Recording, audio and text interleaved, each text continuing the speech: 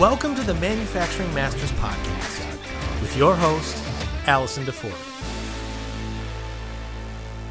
The future of manufacturing will soon be in the next generation's hands.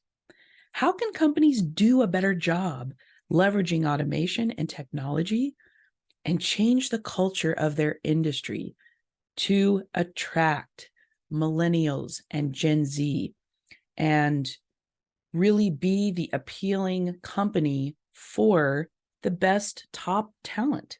Well, today's guest is going to enlighten you on how to be more relevant, what Millennials and Gen Z are looking for in an employer, because the old way of you interviewing them, it's now flipped.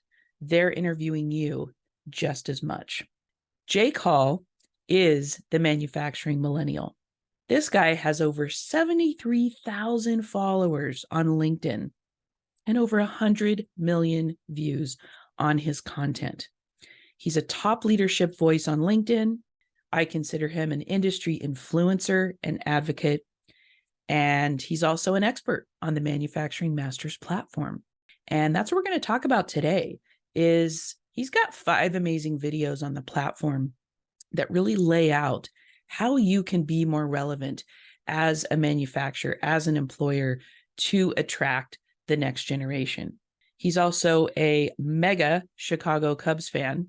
So I don't know if you all knew that. I don't know. Maybe it's the hat that he never takes off. It's a giveaway. But Jake Hall is going to change the way that you empower your employees and become more relevant for the next generation. Everybody, here we grow. Whoa. Today we have the man, the myth, the millennial, Jake Hall. Thanks for being here, buddy. Allison, it's great to finally have a discussion with you. I'm looking forward to it. Me too. And we're going to jump right in.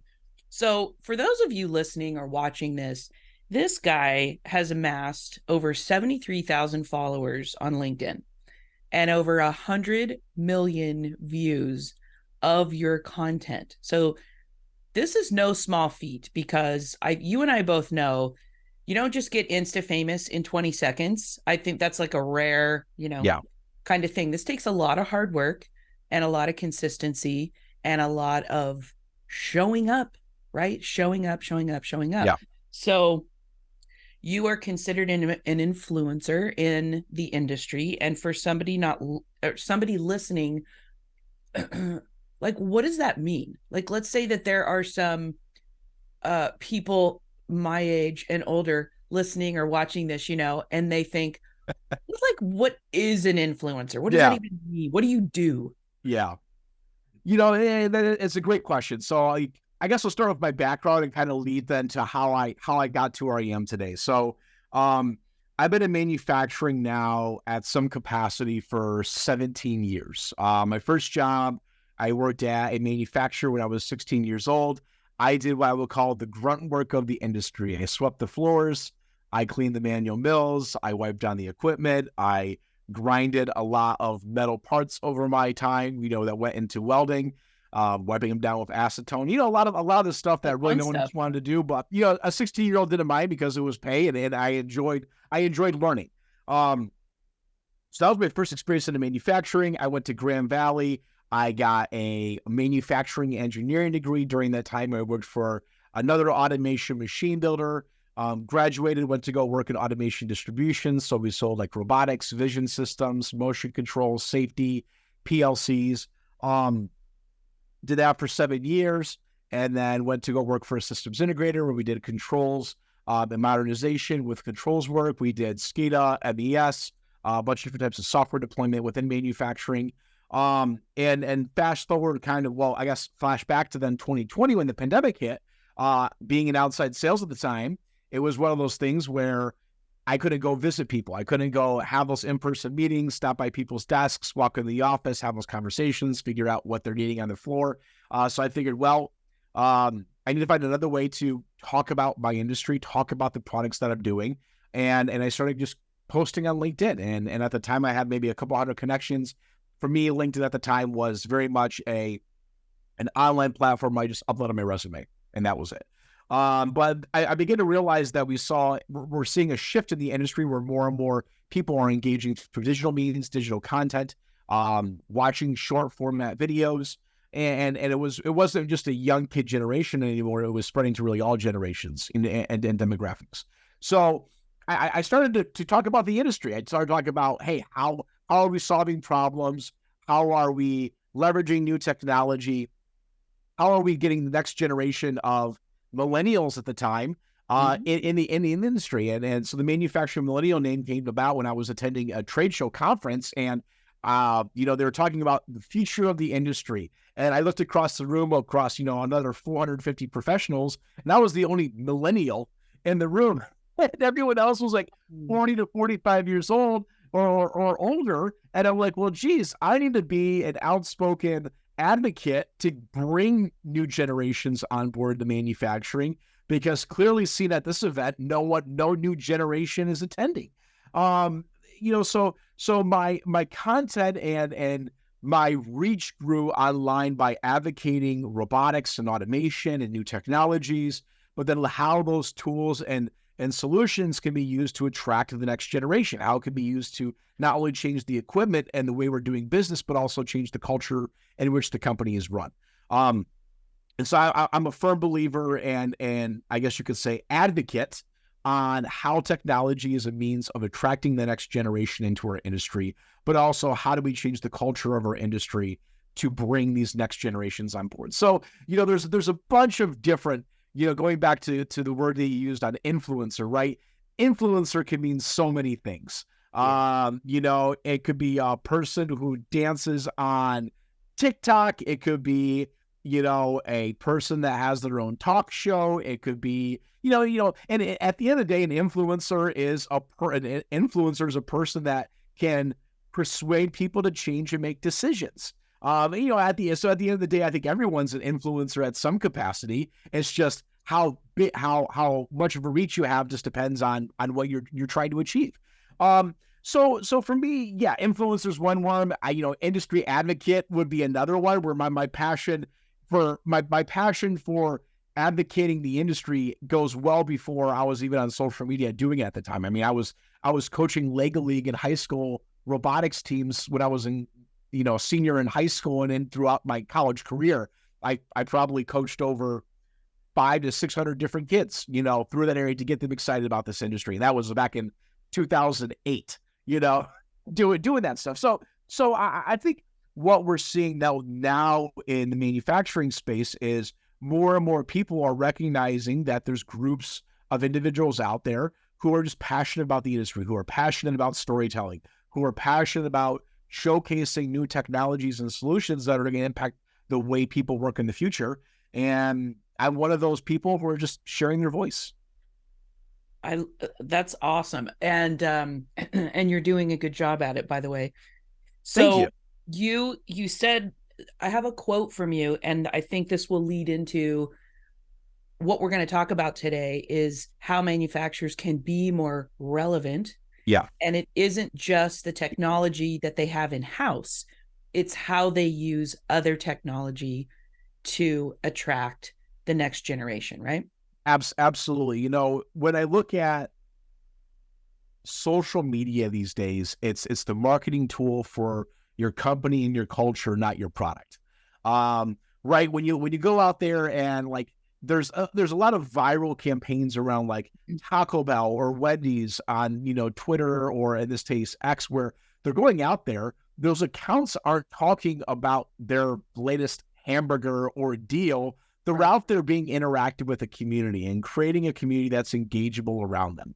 And I think it's the same thing with manufacturers. For so long, we were so focused on highlighting our product as our main tool of outreach, we forgot about the people behind it.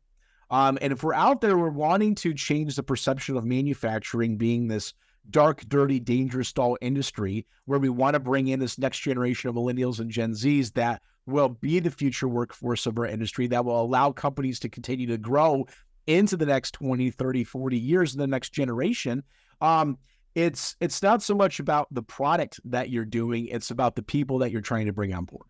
And I think when I talk about tools that you can leverage, online social media is one of those tools that's out there. I mean, it's one of those things where it's a great place to showcase who your leadership is, what your leadership looks like. It's a great place to showcase how you're impacting the individual beyond just a paycheck. While, you know, paying people is extremely important and extremely competitive at a lot of times, showing them the impact and the purpose that they bring to the company, I think is just as impactful, especially for younger generations who want to be a part of something bigger than just working for a company with an 8-to-5 job.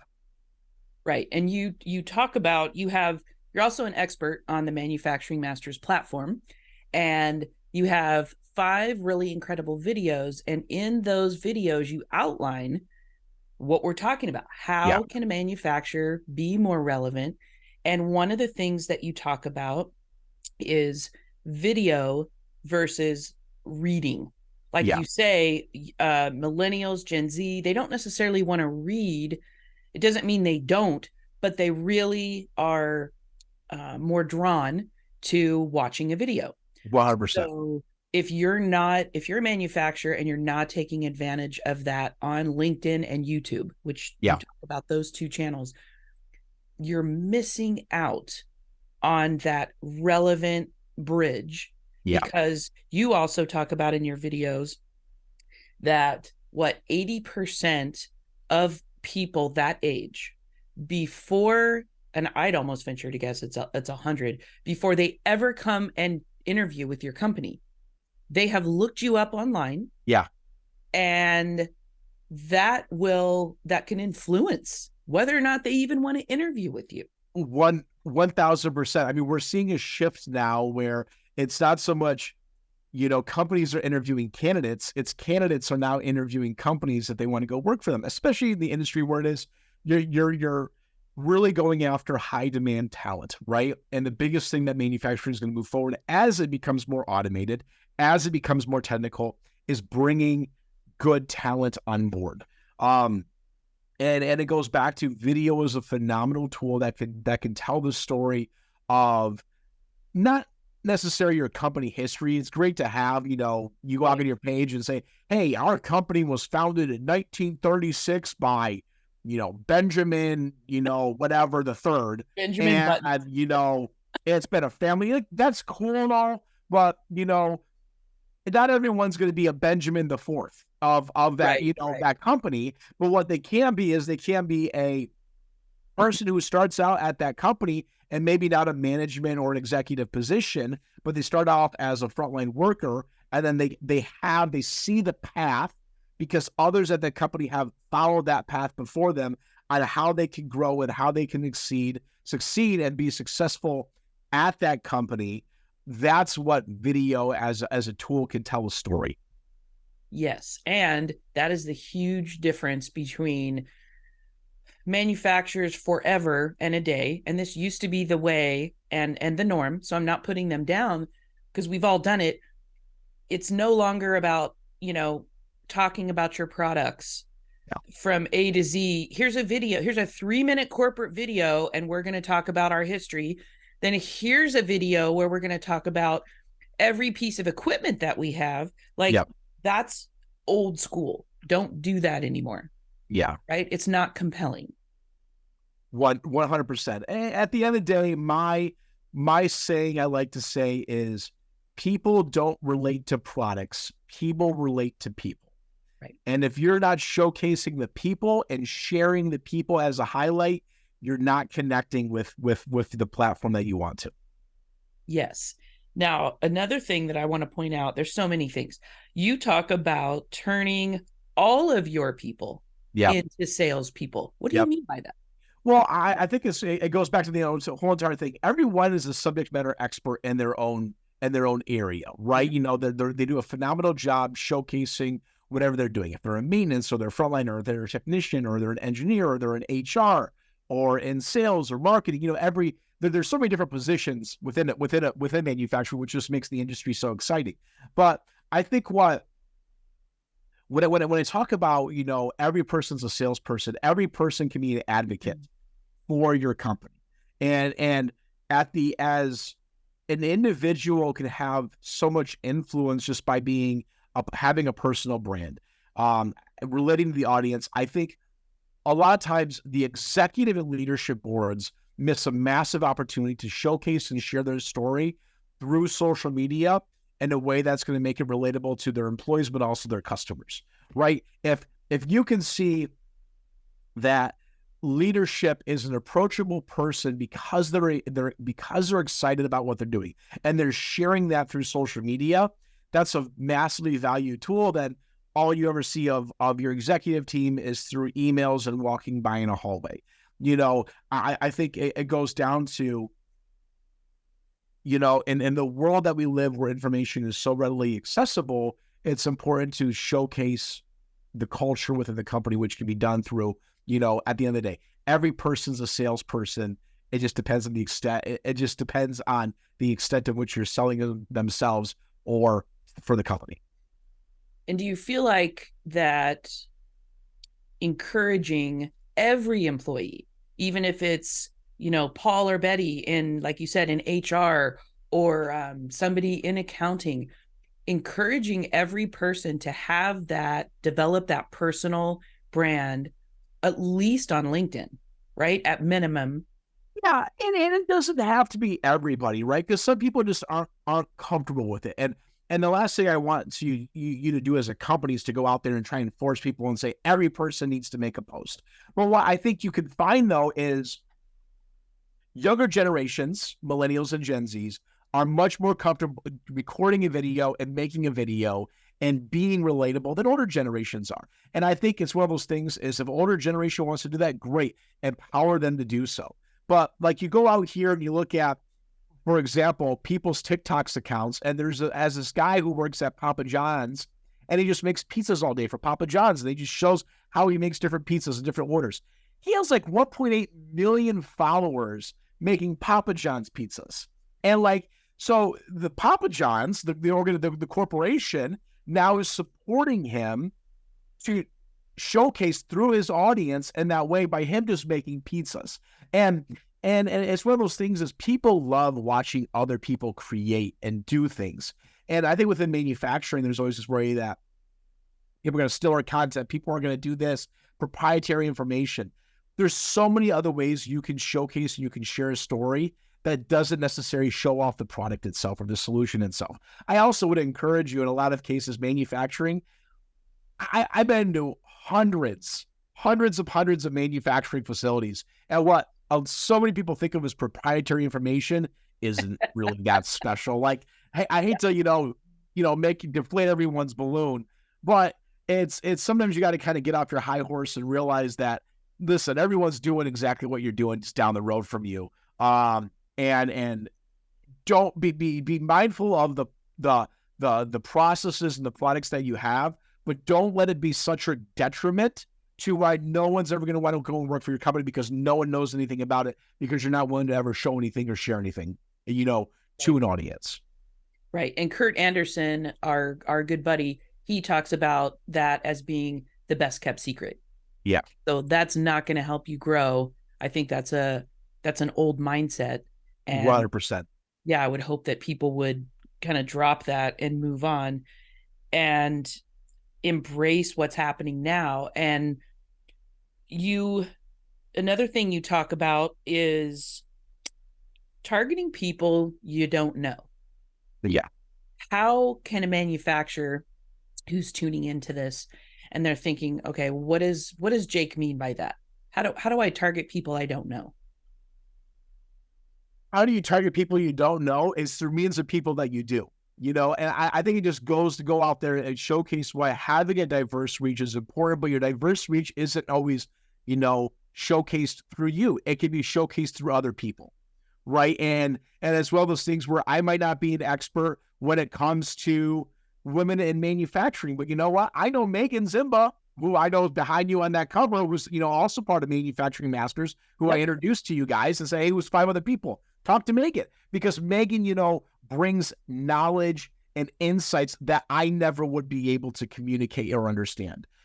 So I think you reach people you don't know by other means of people and empowering it. It goes back to the whole thing I was just talking about, empowering other individuals to tell that story and entrusting them to do so. Yes, that I love that.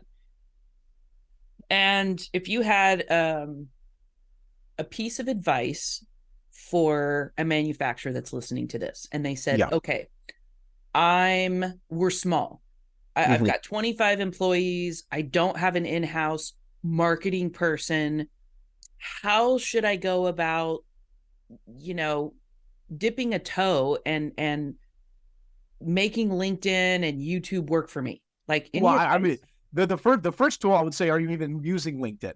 Because I've gone to so many trade shows where I like the company, I like what they're showcasing. They'll spend thousands and thousands and thousands of dollars to go to this trade show, yet they don't even have an active social media page, where maybe the only posts they made for the past year were happy, Merry Christmas and Happy Thanksgiving, or Happy 4th of July, So that's where I would start right there. Use the resources of the tools. There's 100 million people, 100 million, no, is it 100? Yeah, I think it's 100 million people are on LinkedIn now.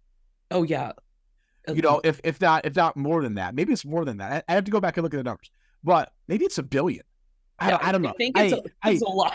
I have to go. My point of the matter is, you have the opportunity to connect with thousands of people right in your industry, to find the people you want to connect with right through a platform that's free for you to use. Like, that's where you start. Like, that's where I started, as an individual, where I had 200 connections at the time.